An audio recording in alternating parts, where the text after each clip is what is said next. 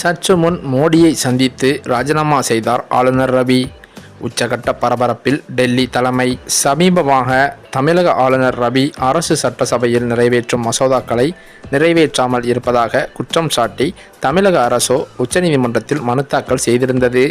இந்த வழக்கு சமீபத்தில் விசாரணைக்கு வந்த நிலையில் ஆளுநருக்கு தனி அதிகாரம் கிடையாது என்று உச்சநீதிமன்றம் கூறிய நிலையில் 10 மசோதாக்களை ஜனாதிபதிக்கு அனுப்பியதாம் சட்டவிரோதம் என கூறி அதனை ரத்து செய்துள்ளது.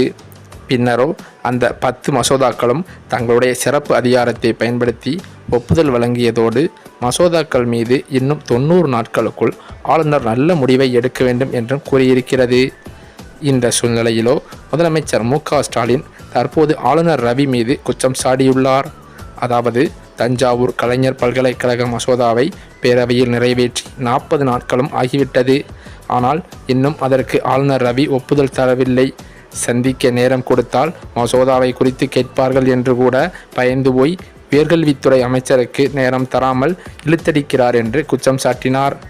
மேலும் உயர்நீதிமன்ற தீர்ப்புக்கு பிறகாவது ஆளுநர் ரவி மாறுவார் என்று நினைத்தோம், ஆனால் இன்னும் மாறவில்லை என்று தெரிவித்தது தமிழக அரசு சார்பில் பரபரப்பாக பேசப்பட்டு வருகிறது.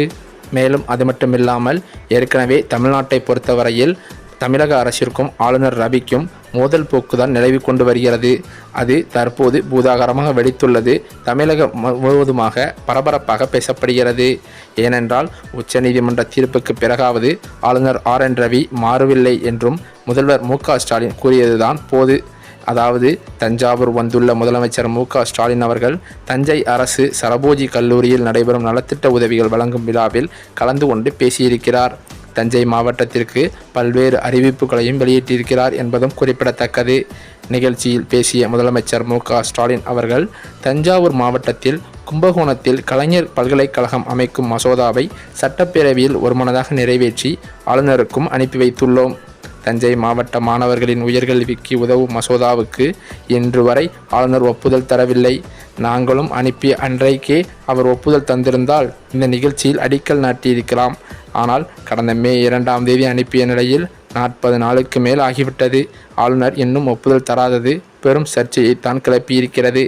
உச்சநீதிமன்ற தீர்ப்புக்கு பிறகாவது ஆளுநர் ரவி மாறுவார் என்று நினைத்தோம், ஆனால் அவர் இன்னும் மாறவில்லை. இந்த மசோதா தொடர்பாக பல முறை ஆளுநருக்கு நினைவூட்டப்பட்டும் உள்ளது. அது மட்டுமில்லாமல் அந்த மசோதாவை ஞாபகம் கூட படுத்த முடியாமல் அளவிற்கு சந்திக்க கூட நேரம் ஒதுக்க மாட்டேங்கிறார் என்று அவர் கூறியிருக்கிறார். இந்த நிலையில்தான் ஆளுநர் ரவி அவர்கள் தனக்கும் தமிழக அரசுக்குமான மோதலில் குடியரசுத் தலைவருக்கே உச்சநீதிமன்றம் கெடுவிதிக்கும் வகையில் எச்சரிக்கை விடுத்துள்ளது. குறிப்பாக பார்த்தால் குடியரசுத் தலைவருக்கே கேள்வி மேல் கேள்வி கேட்டு அவரின் பதவிக்கே ஆபத்து விளைவிக்கும் வகையில் அமைந்துள்ளது. இதன் காரணத்தினால் ஆளுநர் ரவி அவர்கள் தாமாகவே முன்வந்து ராஜினாமா செய்ய முடிவெடுத்து நேரடியாக ஜனாதிபதி அவர்களிடம் சென்று ராஜினாமா கடிதத்தை ஒப்படைக்க உள்ளதாக தற்போது அதிர்ச்சி தகவல்கள் வெளியாகி வருகின்றன.